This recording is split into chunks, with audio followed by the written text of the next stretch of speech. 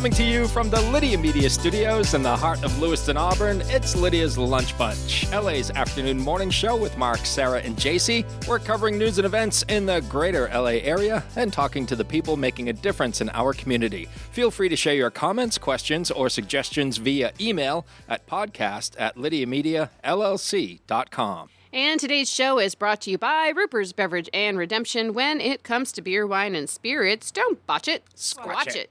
At 4 locations in Lewiston, Auburn, and Oxford. Learn more at rupersbeverage.com. And remember, the party starts at Ruper's. And we have the pleasure of being joined in studio today by the general manager for Call of the Wild RV Center, Derek Shelton. How are you? Good morning, guys. Good. How are you? Excellent. And it's your first podcast. It is. In your career. In my career. All right. So we're breaking some new ground this morning. We are. Call of the Wild has its 62nd annual open house starting tomorrow and running through February 8th. And we're going to talk to Derek all about that and a whole lot more coming up here in just a bit. But before we get there, let's take a look at some headlines for Thursday, January 29th. A 62-year-old man suffered serious burns to his hands and legs in Auburn yesterday. The man was removing snow from the roof of the Auburn Senior Community Center when his metal rake came in contact with a power line.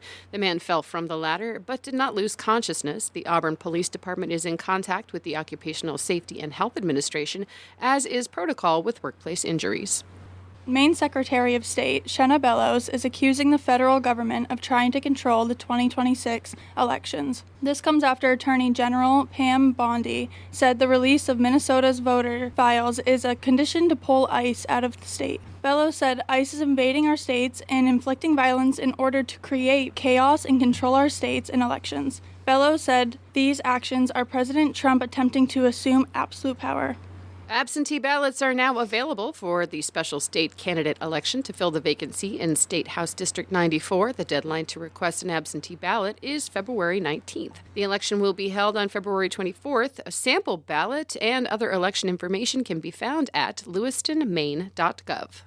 The Sun-Journal reports that just 2 months after publishers of the Lewiston-based Farmer's Almanac announced it would cease publication, Tim Conrad, founder and publisher of the family-owned media company Unofficial Networks, is bringing it back.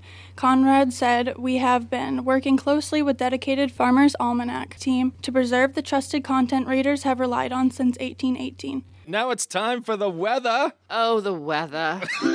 Rain or shine, it's all okay. Grab your uke and start the day. You don't need perfect skies above. Hey, just a song and a little love. I feel like I should rewrite the weather song for winter time. Like I should have a different version of it. I thought you loved the winter. I do love the winter. Oh.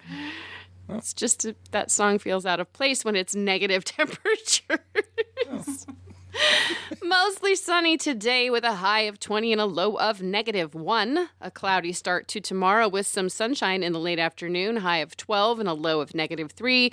And more sunshine on Saturday with a high of 20 and a low of -2. All right, whatever, Sarah. I didn't That's your forecast. I guess we'll have to live with it. I didn't make it. In sports, the Celtics lost to the Atlanta Hawks 117-106. Boston will host the Sacramento Kings tomorrow night. The Bruins host the Philadelphia Flyers tonight at 7. Caden Moore's 26 points and 11 rebounds led the CMCC men's basketball team over UMaine Augusta 79-76. And in shocking news, the women's team suffered its first loss of the season, falling to the Moose 75-73. No way. Yeah. Those teams are going to meet in the Yankee Small College Conference Finals. Wow. I'm calling it right now. Yeah. It's going to be great. CM will visit Great Bay Community College tonight. The women tip off at 6 and the men at 8. And Mike Burnham, the executive director for the interscholastic sports at the Maine Principals Association, has announced his retirement effective at the end of the school year. Assistant Executive Director Mike Bisson will take over as Executive Director on July 1st. That is your news, weather, and sports. And right now it's time for the podcast segment that is sweeping the Twin Cities. It's time for famous people birthdays. They're famous. It's their birthdays. It's famous people birthdays. It's famous people birthdays. Let's take a look at FPBs for January the 29th, shall we? Sure. All right, we're going to start off with singer Adam Lambert, who is 44 years old today. He became famous through American Idol, and then he toured with Queen. He sure did. I mean, his career is trending upward, right? Yeah. I like to call him Adam Glambert because he has such a nice smoky eye. He does a really good job with his eye makeup. Adam Glambert.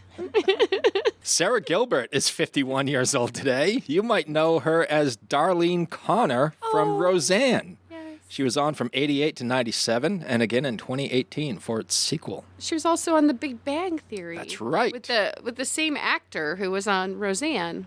Johnny. Oh, yeah, Johnny, what's his Galecki? face? Is that Yeah, Galecki. Galecki. Yeah. Yeah. that He played guy. her boyfriend on Roseanne.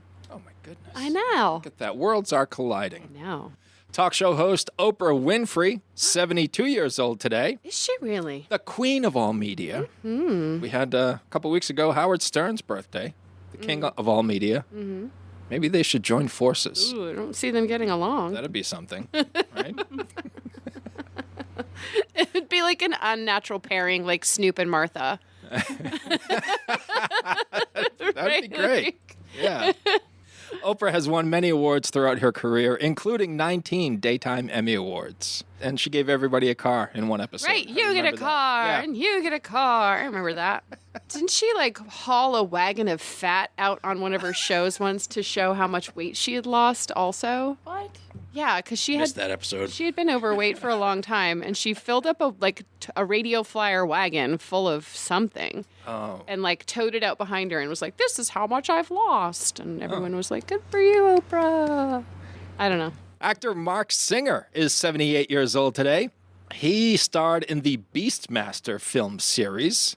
He also played Mike Donovan in the 80s TV series V and Matt Cantrell in Dallas back in 1983. Is he going to be one of those people who you're like, "I have no idea who that is," and then you Google him and you're like, "Oh, that guy." Well, the only reason I remember him is because Beastmaster, I believe, was played on HBO like 4 times a day when Oh. HBO first came out, and that was one of their flagship movies. Oh I yeah, guess. I know who that guy is. Yeah. You could talk to the animals. You're too young. Oh yeah. No, I think I do. Too young. You can't see this I've- photo, I've- JC. Do you remember him? Don't I look. don't, actually. You're too young too. I guess so. Yeah, I was like 40 when I saw that movie Yeah. in the 80s. So. And rounding out Math? FPBs for January the 29th Oh my is gosh. the mustache man himself. Oh, I love him. Tom Selleck is 81 years old today. What a heartthrob. Magnum PI from 1980 to 88, and then did some movies. 3 Men and a Baby, Mr. Baseball, Quigley Down Under. He was in the Rockford Files, and played, wasn't he on Friends? Yep, he played Richard, Monica's boyfriend. Monica's boyfriend. Yep. Okay. He was too old for her. Okay. They split. All right, good to know. Oh my gosh. He's so handsome. Who could blame her? Those are your FPBs. Now it's time for some OTDs. It happened on this day. It happened on this day. It happened on this day. 20 years ago in 2006, ABC World News Tonight co-anchor Bob Woodruff and his cameraman were seriously injured when their convoy was hit by an explosive device in Iraq. Did that become a controversy? No, that was Brian Williams. Ah, yes. Where- That's right. Yeah, he claimed he did a lot of things that he never did. Yeah. 30 years ago in 1996, Garth Brooks was a triple winner at the 23rd Annual American Music Awards when he was named Favorite Artist of the Year. Garth politely left the trophy on the podium and stated he did not believe in the concept of a single Artist of the Year and felt the award should recognize all artists, specifically noting his admiration for Hootie and the Blowfish. And their hit single, yes. Let Her Be. Let her be. Yes. Yes. Yes. Sarah mashed up the Beatles and Hootie and the Blowfish. Nice. And, On the radio live one time. yeah, it was great. 43 years ago in 1983, Sexual Healing by Marvin Gaye peaked at number 3 on the singles chart. 67 years ago in 1959, Walt Disney's Sleeping Beauty premiered in LA. That is my favorite Walt Disney animated film. Why is that? The art. Oh, Yeah. Yeah, they used Renaissance backgrounds for all of the landscaping in it. It's absolutely stunning. 90 years ago in 1936, the first 5 players were elected to the Baseball Hall of Fame. In order of the number of votes they received, they were Ty Cobb, Babe Ruth, Honus Wagner, Christy Mathewson, and Walter Johnson. All awesome. I was looking at you for like, Oh my is that goodness. a good pick? Are those good 5? Those, solid. Yeah. Derek Very agrees? solid. All right, cool. And lastly, 181 years ago in 1845, Edgar Allan Poe's classic poem, The Raven, was first published. I remember reading that in high school, but I don't remember any of it. You don't remember Nevermore? Yeah. The Edgar Allan Poe poem, I think I remember he had one called The Bells. Yeah. Yeah, that's the one. Yeah. This is Yeah. about the death of Lanor, I think. It's Okay. the Raven. All right. I have a fabulous memory. I studied English and literature in college, so that's my jam. That one's my jam. That's her jam. Yeah. There you go. But Those are your FPBs and OTDs for January the 29th. Whether you want a sit-down meal or a grab-and-go, Pat's Pizza in Auburn offers delicious sandwiches, pasta, salads, and pizza at family-friendly prices. Pat's Pizza, serving the LA area since 1985. Open daily from 11 a.m. to 9 p.m. at 85 Center Street in Auburn. Online at patsauburn.com. Hi, it's Donna Harris from Phoenix No Limits Karate here with your daily safety tip. Keep car keys in hand when approaching your vehicle.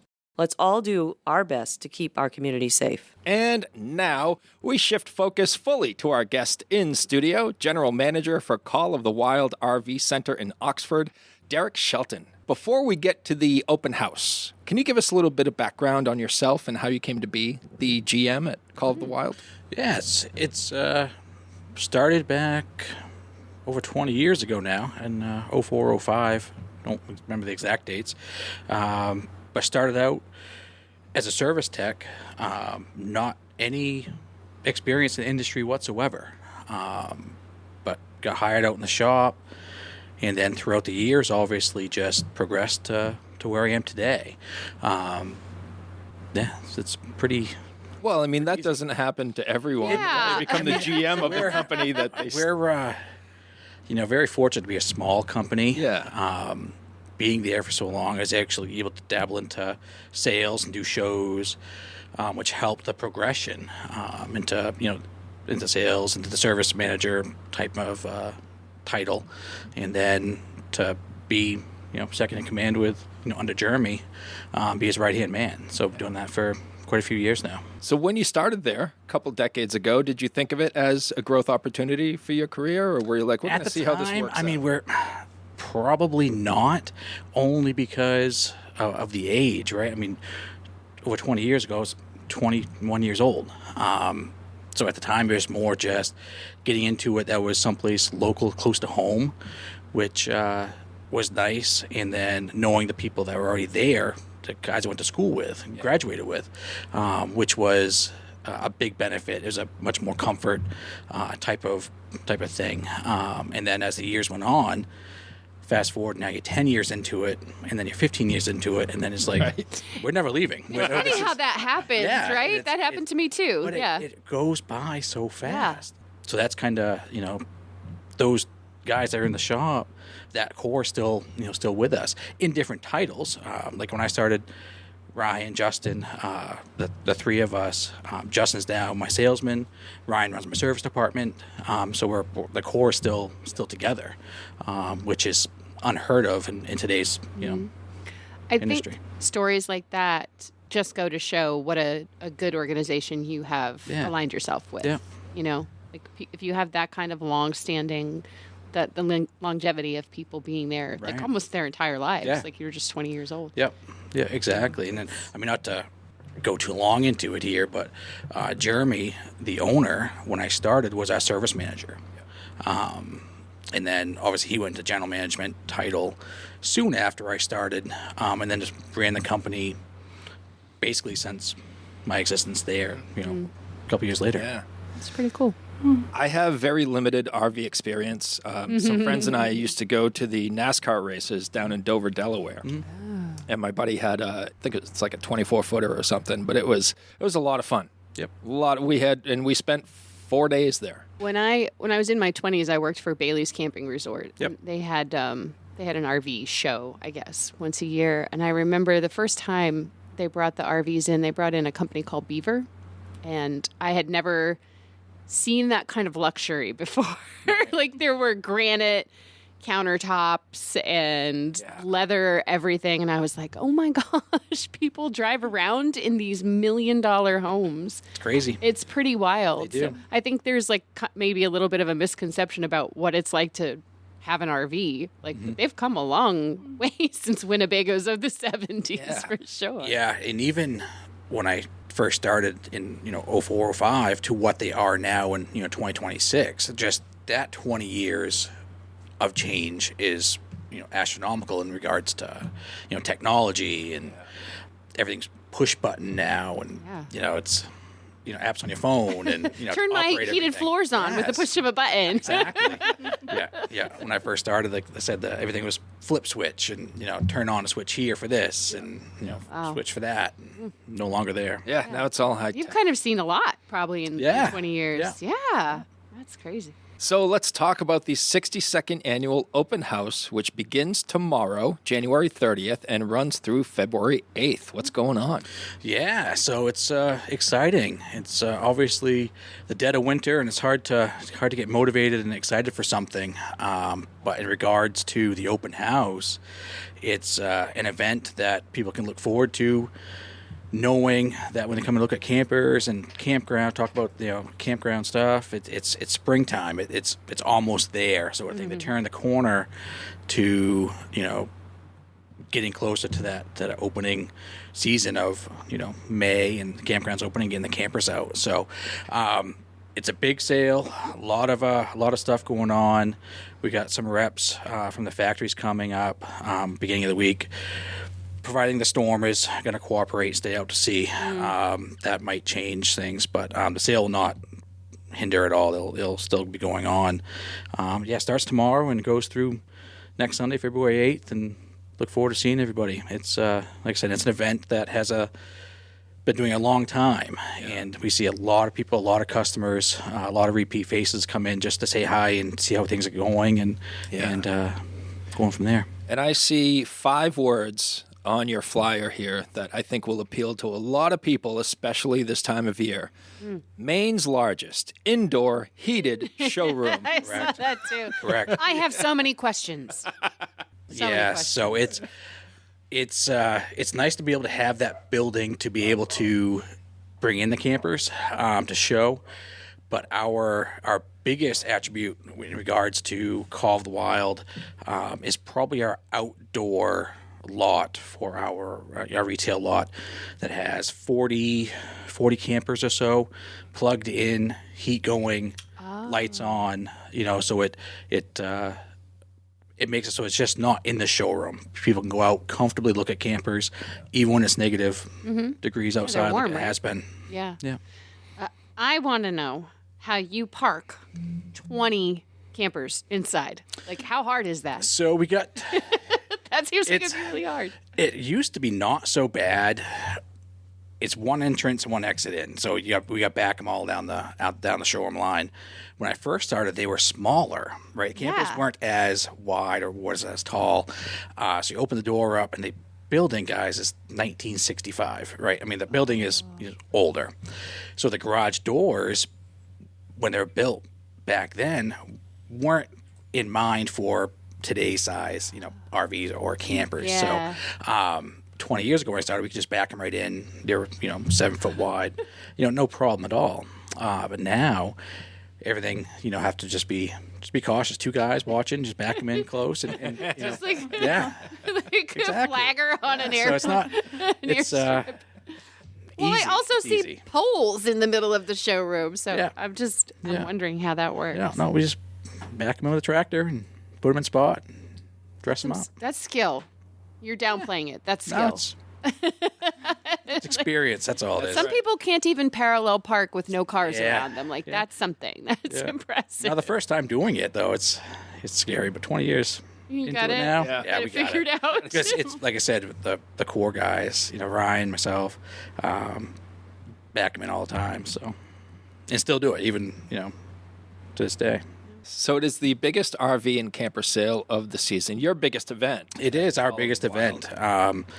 Like I said, right in the middle of winter, which is hard to people to wrap their head around, but it is an event. We get a lot of customers coming in, like I was just saying, to repeat myself, but just come in and see us and see them and see how their winter's going, and bring in their families and repeat customers, and it's a good time. It's a great time. And you're accepting trade-ins at this event. Always. Oh. Always. Yeah. Trade-ins are always welcome, needed, honestly, because, that's a line that a lot of places can't get their hands on is a good used inventory. So we always welcome that. I'm curious if I know in 2020, the pandemic, a lot of RV dealers ran out of RVs. Yeah. A lot of people decided that would be a way that they could And that's true. go camping and be with their families and be safe outside. Are you seeing a lot of people are done with them now? The used private sale market's high, as expected, I guess. So you take that percentage of people that might have just done it to do something for the time, that maybe not thought it through very much, or wouldn't think it was going to be that much of a lifestyle and have time for it, or whatever the case may be. Yeah, so the private market is high with them, but the interest is still there. Even today, going off of the COVID a few years ago, people still interested in coming in and looking at them and seeing what's changed and everything. So the trend is still there, happening. Great. Yeah, still That's there. good. Yeah, and we were never going back to those COVID years. We never not had inventory. The difference was we had a waiting list of people to see whatever floor plan was coming in, because they'd come in and we might have been sold out of a 28-foot bunkhouse, but we had X amount coming in. They'd put the names on them just to view them. We get the information, call them when it arrives. They'd want it, or put a pause on it, so that the camper come in. It just never got to the lot because there's already people waiting for them, essentially. Okay. So that's kind of what So happened. that's kind of why it looked like it was barren. Okay. All right. Yeah. That makes sense. Yeah. Yeah. So Already spoken for. yeah, it's essentially Got it. Derek, what are we looking at as far as sizes of the units you have on the lot, like smallest to largest? Yeah, so we have a vast inventory in size, from pop-ups to single axle travel trailers in the 15 to 18 foot length to 20 foot, then go to tandem axle 22 to 28 to 30, 34, 36, and then all the way up to the fifth wheels that go from 28 feet to 40, 42 feet. And all points in between. So definitely a selection that if customers come in and see, there's going to be something in size for what they're looking for sure. Right. Yeah. Do you need any special classification to drive? Do not. You do not. Do not. Regular Yeah. Driver's license Yeah. will get the job done. Yeah. Which is, it's kind of hard to wrap your head around, to be honest with you. But no, there is not. We do have a lot of customers that if they're towing a camper for the first time, that might not be comfortable with it. They might have only towed a snowmobile trailer or a four-wheeler trailer, something small behind a vehicle. We do have customers that go across the street and go utilize the Speedway parking lot that's empty during the midweeks and practice backing up. Yeah, I mean, it sounds Smart. silly, but it's very No, it smart. doesn't. So customers do get that comfort before they go on the road to do that, and we recommend it. And we'll go through it.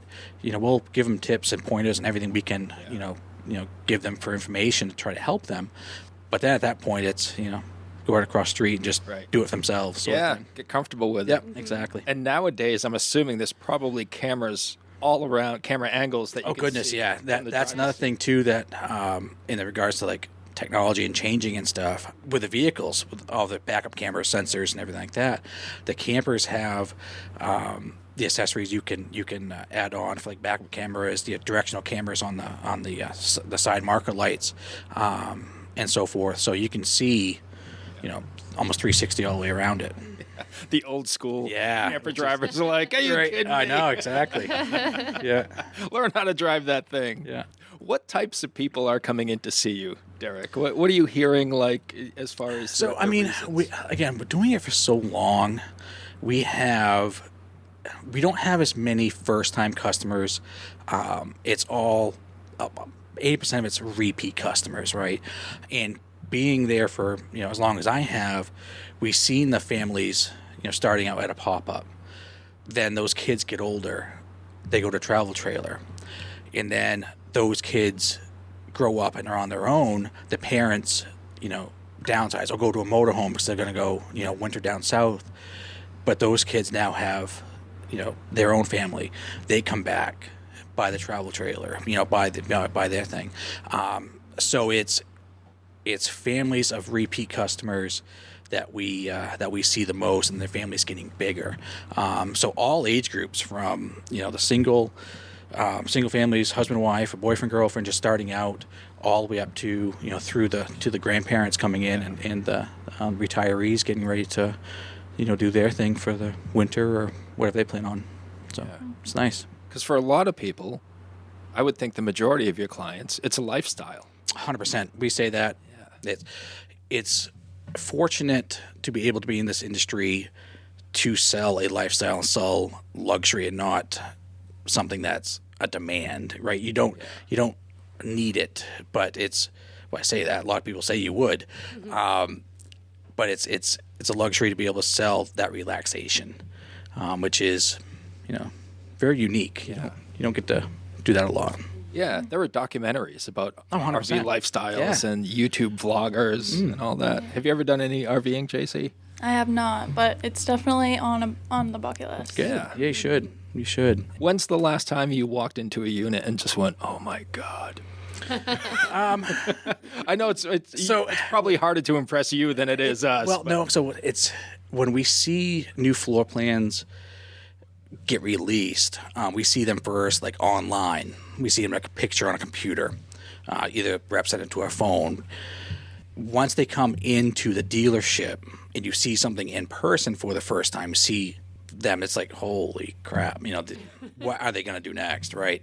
So now you get those high-end fifth wheels, like you were saying earlier, with the Corian countertops and stuff like that. Marble heated floors. Yeah, and it's like, gosh, like it's crazy. So, yeah, to answer the question, anything that I see now with like your fifth wheels with like a party deck on the back or something like really, like that's cool. That's cool.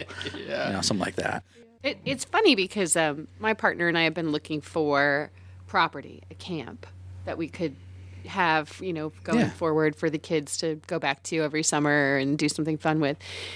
This makes so much more sense. Yep. Because you can go anywhere with this. You can, and we're lucky enough to be around in Western Maine that there's so many options and campgrounds around the area that are available for customers to do and go to. We're close with a handful right around our area in Oxford, Littlefield Beaches and Greenwood, Two Lakes right down the road from us. The land is fantastic, like you were saying. But to be able to get the camper, go to select places or multiple different campgrounds wherever, or one trend that is higher over the past years, it might be a COVID thing, is seasonal sites. Buying a seasonal, going to one place that the campground might have looked around over the years, camped in different areas, but then gone to a campground that they really, really enjoyed, and they get a seasonal site there when it opens up, and then now they're there permanently, which is nice too. Mm-hmm. Yeah. Outside of some of the technological advances that we've talked about, what in your 2 decades of experience have you seen as some of the biggest advancements? Yeah, so I mean, the strength and integrity of things has gotten stronger, but lighter, I guess, if that best way to put it.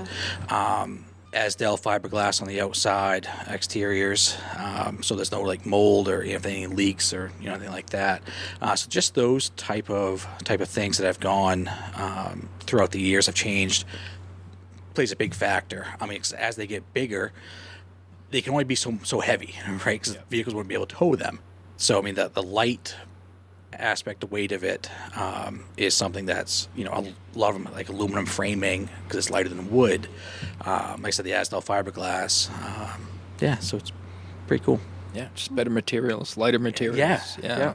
On the open house flyer, new campers starting at $15,995. Yep. What is that going to get you? Yeah, so that is going to be in your smaller 20-foot box, single axle.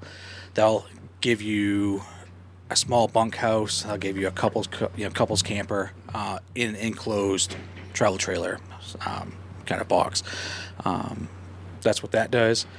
The $50,000 going up to that point, $50,000 off. That's going to be on our Class B van motorhome and everything in between. What's the most expensive unit on your lot? Probably, so the fifth wheels will kind of be in that range between 70 to 100,000, and then your motorized is going to be somewhere in that point there as well. That Class B van would be the one that has the biggest discount, but that'd be the most expensive.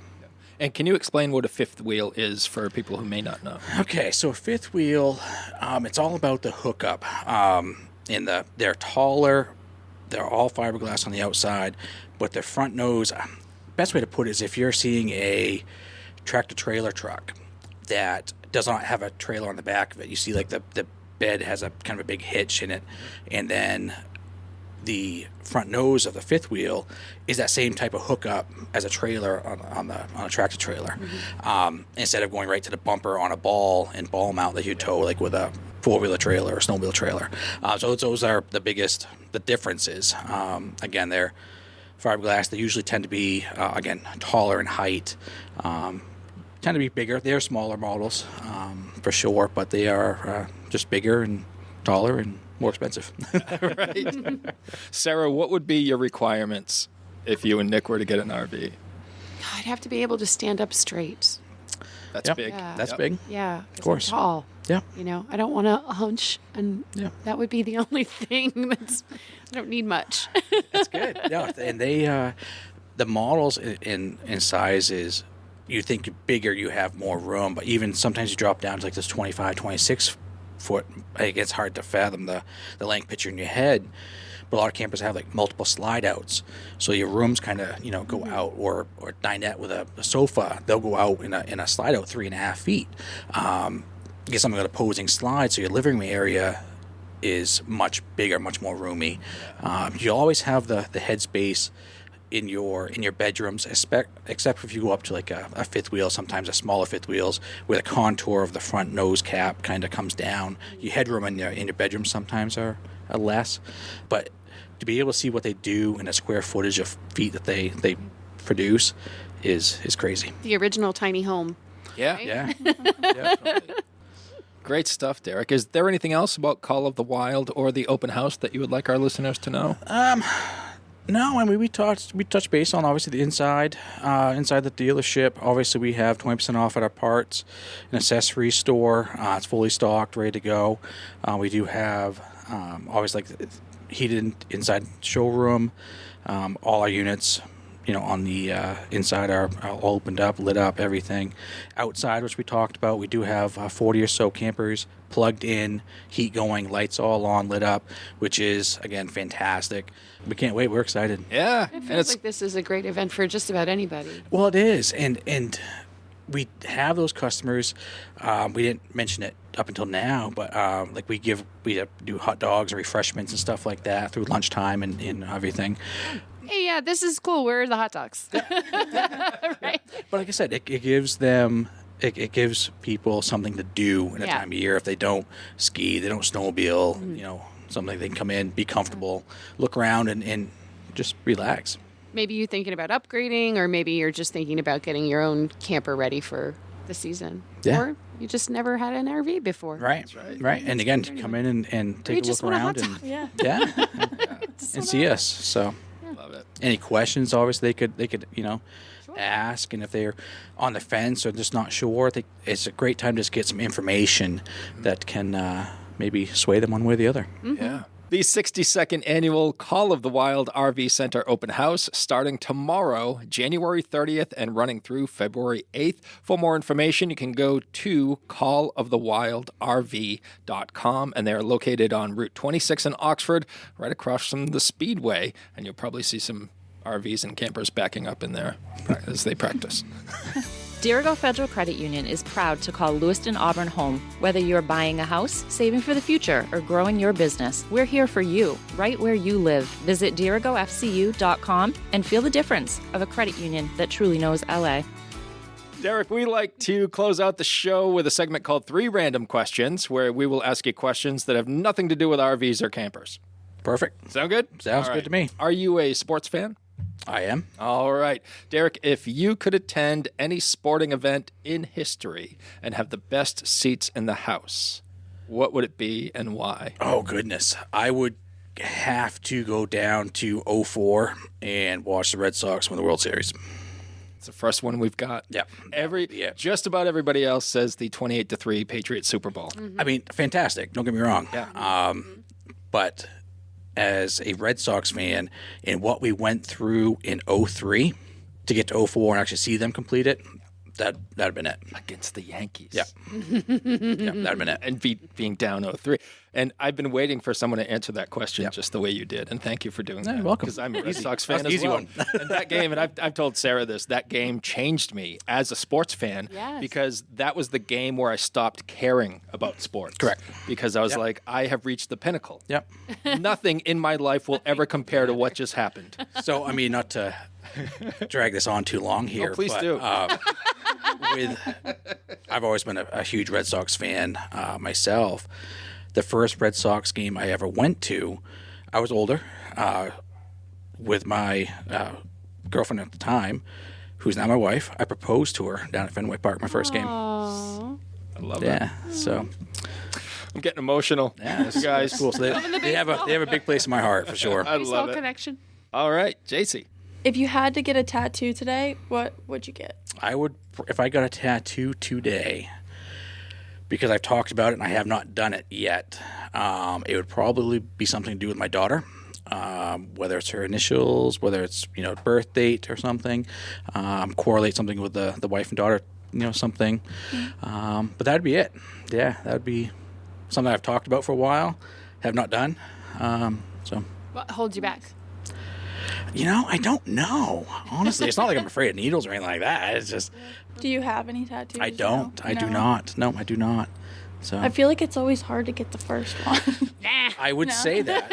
I think you're absolutely right. I think once you wait past a certain point, I don't know. I Yeah. really want a tattoo, but I always put it off. Yeah. So my wife got, when my daughter was born, my wife got her name and a butterfly on the back of her shoulder.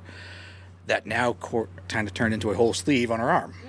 So that whole, get one, and that's Just keep that's going. it. Yeah. Yeah. My brother just got a tattoo on his hand like a couple months ago. Now he has half a sleeve. Yeah, just exactly. keeps going. And it's Yeah. beautiful. The artwork is it's really, really Yeah. nice to see. Yeah, my son's a tattoo artist over in Bath, and I'm the only one in my family with no tattoos. Yeah, I said I Would you like can't. to see some of his work? And my Literally all over my body. my wife asked me why I didn't have a tattoo, and I told her I really wasn't into commitment. There you go.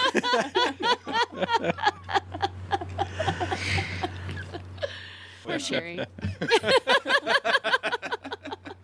She has some beautiful tattoos. She does. Yes. Yep. So Sully's done some nice work there too. Yeah. All right. Would you rather swim in a pool full of Jell-O or melted marshmallows? I would go Jell-O. Yeah. It sounds like you thought about it. Well, no, I mean, I was thinking off the top of my head there, like the marshmallow, like stick, heavy. Yeah. Yeah, just, yeah. Yeah. Jell-O for sure, I think. Jell-O. Yeah. Me too. Yeah. I don't want marshmallow in my hair. No. I mean, I've seen them mess like with s'mores and stuff they make. Yeah. Just eating those. Yeah. So I couldn't imagine. I like the taste of marshmallow better though. Mm-hmm. If you got Jell-O in your mouth, you'd be like Jell-O. Yeah. But marshmallow, you'd be like marshmallow. I think you'd have to shave your head after though. I don't think you. I I don't. don't think it's just sugar. I don't know. It feels like it'd be really stuck Pretty in there. sticky. Yeah, it's Yeah. pretty sticky. Good answer. Yeah. Good questions. Well, Derek, we hope you had some fun. It was a great time, guys. Appreciate you guys. I learned a lot in the beginning, too, which is nice. Thank you for all the great information, and congrats on completing your first podcast. All right, guys. I appreciate it. Thank you very much. Done. We appreciate you as well. Thanks to Ruper's Beverage and Redemption for sponsoring today's episode. And if you'd like to be part of the Lydia's Lunch Bunch advertising family, reach out to Pam Ashby via email at pam@lydiamediallc.com. Have a great day. And remember, don't bite your cat. And I will say I have bitten my cat.